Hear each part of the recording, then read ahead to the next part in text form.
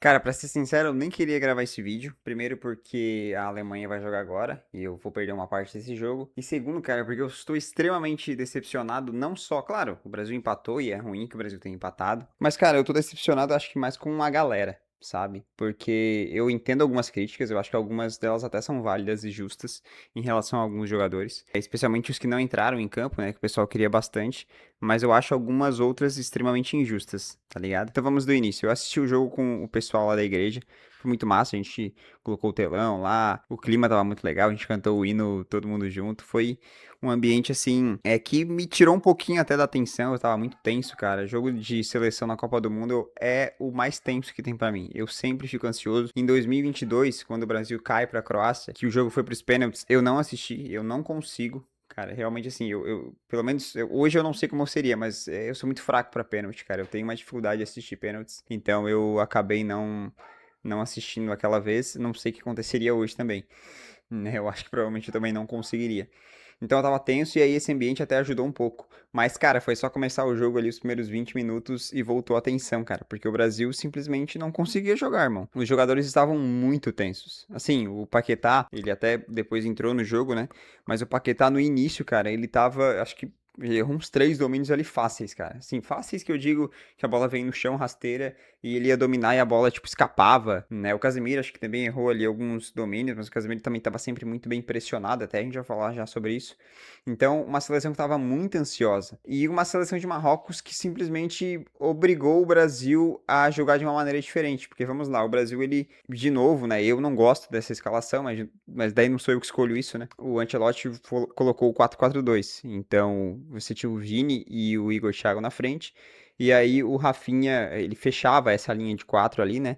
E em vez de o Rafinha fazer a ponta direita, que é o que eu acho que faz mais sentido, até ele de vez em quando caminhava, né? Corria pra lá pra fazer a ponta direita, mas no geral ele aparecia pelo meio pra receber, enfim, pra tentar criar essas jogadas, porque o que falta no Brasil é justamente isso, criatividade. Então o Ancelotti tentou fazer com que Paquetá e Rafinha sejam esses caras mais criativos, só que isso acabou não funcionando. Tá ligado? E por quê? E aí eu até coloquei de novo o jogo pra dar uma olhada pra ver se eu estava certo, porque na hora da tensão que você tá assistindo o jogo, você mal consegue sequer fazer a análise dessas coisas, tá ligado? O que acho que todo mundo percebeu é que parecia que tinha, sei lá, 60 jogadores de Marrocos em campo.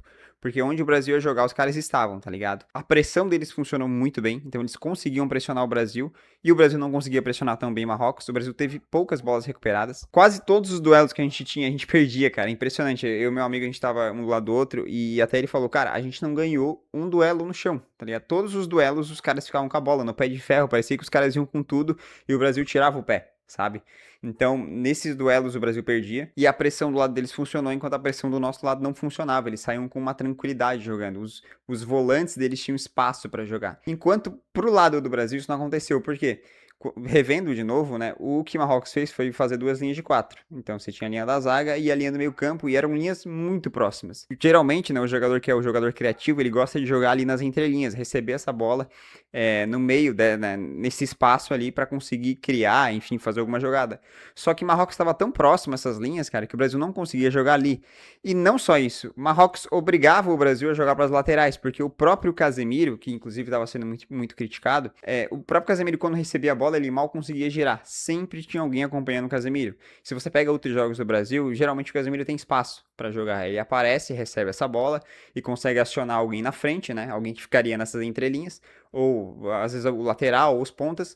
Só que nesse caso, quando o Casemiro saía para pegar essa bola, já tinha alguém acompanhando ele. Enquanto do outro lado isso não aconteceu. Do outro lado, os volantes tinham espaço para jogar. Inclusive esse camisa 6 de Marrocos que jogou muita bola. 18 anos o moleque, o nome dele é Boadi. Eu não conhecia, tá? Eu não acompanho muito o campeonato francês, então tem gente que já conhecia. Ele joga no Lille, pelo que eu vi. E assim, cara, com certeza, né? Esse jogo, pra mim, até falei ali, cara, esse jogo desse moleque cravou uma vaga em algum outro grande time aí da Europa. Pode apostar nisso. Então, essa linha de quatro de Marrocos forçava o Brasil a jogar pelas pontas. E aí, o que acontecia? O Vini Júnior era obrigado a vir pra buscar essa bola. Só que quando o Vini Júnior vinha buscar essa bola, o Hakimi já encurtava o espaço pra ele. Porque o técnico de Marrocos sabe que o Vinícius Júnior, ele precisa de espaço pra correr. O Vinícius Júnior é um jogador que o drible dele, ele tem muito essa característica de ter espaço pra correr. Então o que ele fazia? Ele fazia o Brasil jogar essa bola para as pontas, e aí quando o Vini vinha receber essa bola, o Hakimi já chegava, já encurtava espaço e já dobrava a marcação em cima dele. Então, ou um dos meias acompanhava para fechar essa marcação, ou o atacante voltava para ajudar nessa marcação também. Então, o Vini ficava sem espaço para jogar. E os laterais brasileiros acabavam ficando muito plantados, então eles acabavam não dando muita opção. Não estou dizendo que todos os laterais jogaram mal, acho que o Danilo depois entra ok, cumprir bem a função dele. E o Douglas foi uma ótima escolha. Até tinha falado no vídeo anterior que eu preferi o Douglas Santos jogando. E realmente, no segundo tempo, ele fez uma partida até muito boa defensivamente falando. Conseguiu ali evitar ações pelo lado dele. E aí, com o Marrocos conseguindo ganhar o meio-campo, né? Dominando ali o Brasil. Sai o gol do Saibari, né? Um golaço, né? De novo, recuperação de bola. O Paquetá recebe a bola ali, acaba não completando o passe, né? De novo, estava muito pressionado. E aí o espaço, né, que os jogadores tinham para jogar, né?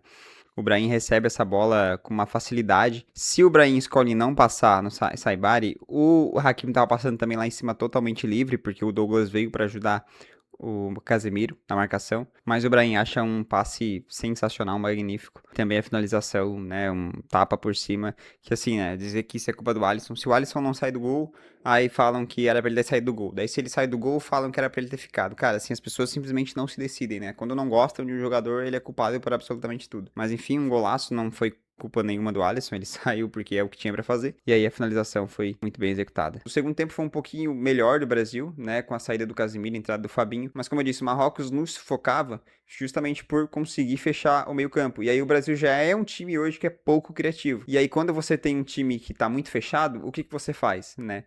É o que todo técnico aí fala, ou todo comentarista vai dizer, né? Quando você tem uma seleção, um time que ele é muito fechado, você precisa de alguém que seja driblador, você precisa de pontas dribladores.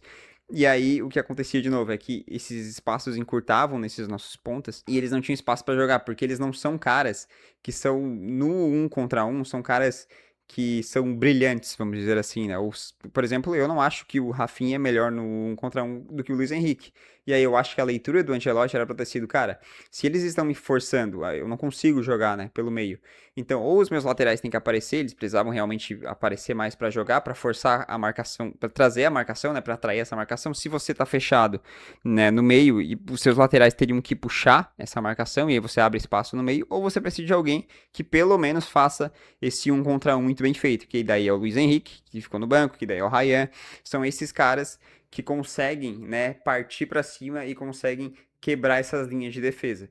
Só que daí o Ancelotti insistiu em deixar o Rafinha até o final, e aí até agora eu também não entendo porquê, não sei se é por causa da parte que o Rafinha correu demais, tentou recuperar bastante bolas, só que mais errou do que acertou. Não sei se tem a ver com a confiança do jogador, ou sei lá, cara, né? Mas assim, eu acho que foi. Não era a melhor escolha, mas já foi, é isso que aconteceu. E aí, falando dessa questão individual, né? Já falei, o Rafinha acabou não jogando muito bem. O Vinícius Júnior, até brinquei lá, né, cara? Ele fez o golaço, eu falei, mano, tomara que esse cara, né? Agora, sei lá, eu até tinha falado no último jogo, no último vídeo meu, eu falei a mesma coisa, né? Pô, tomara que agora o Vini, sei lá, desencante e jogue muito.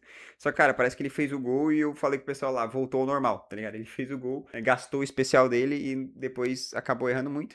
Mas foi um dos poucos, assim, que tentou mais, tá ligado? O Vinícius Júnior, ele tem essa qualidade dele que é de continuar tentando, né? E assim, uma vantagem que a gente tem é que realmente o Vini, quando ele tá em campo, a marcação, ela fica mais preocupada. Então, por isso que eu até falei antes, eles sempre dobravam a marcação em cima dele, ou às vezes até triplicavam, né?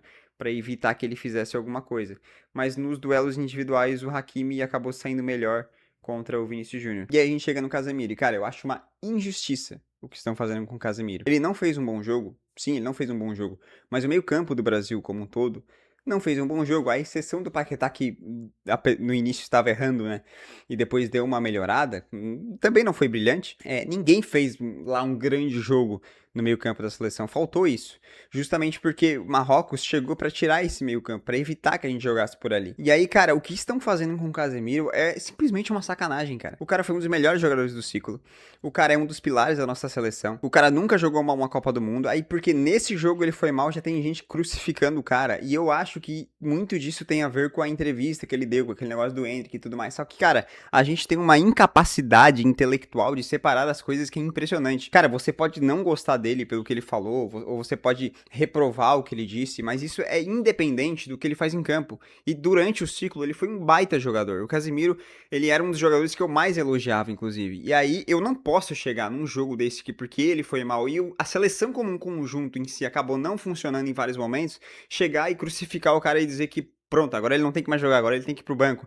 Cara, toda vez que ele recebia a bola, ou que ele ia tentar receber a bola, sempre tinha alguém em cima do Casemiro. Marrocos jogou justamente, como eu falei, pra tirar esse meio campo do Brasil. Então é injusto que você simplesmente jogue a culpa no Casemiro, cara, não faz o menor sentido. Daí eu já passo porque eu faria, eu já falei pra vocês aqui no vídeo, eu jogaria no 4-3-3 e eu colocaria dois caras de criação e que tem intensidade física também para marcação, que seria o Paquetá e o Danilo. E aí o meu primeiro volante seria o Casemiro, mas, né, como tem a galera aí, né, que aparentemente o Casemiro não presta mais, poderia também ser o Bruno Guimarães fazer essa função. O Bruno Guimarães é um cara que também tem muita intensidade física. E aí, quando o Neymar voltasse, cara, pra mim, o Neymar tem que jogar, tá? Assim, eu não consigo... É difícil, cara. É difícil porque, assim, o Neymar é um cara que pouco sentiria pressão, né? Os jogadores no início estavam, assim, acuados, não conseguiam dominar a bola direito. E eu duvido que isso aconteceria com um cara que já jogou 3 Copas do Mundo, entendeu? Mas daí já é mais um achismo meu. Não sei nem que posição ele jogaria. Eu faria, né? Colocaria o Neymar de falso 9, né? Já falei isso em alguns vídeos.